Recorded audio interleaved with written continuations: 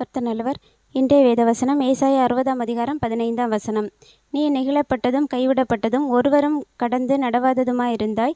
ஆனாலும் உன்னை நித்திய மாட்சிமையாகவும் தலைமுறை தலைமுறையாயிருக்கும் மகிழ்ச்சியாகவும் வைப்பேன் என்றார்.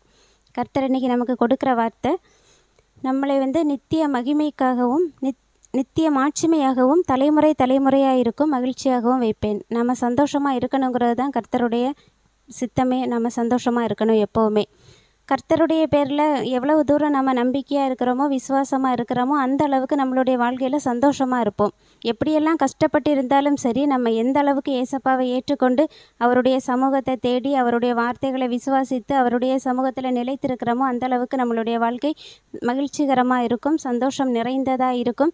இன்றைக்கும் கொடுக்கப்பட்ட இந்த வார்த்தை அப்படியே நாம் விசுவாசிப்போம். இதுவரைக்கும் இருந்த கஷ்டங்கள் மாறி ஒரு சந்தோஷமான ஒரு நல்ல வாழ்க்கைக்குள்ளே கர்த்தர் நம்மளை அழைத்து செல்வாங்க. இன்றைக்கி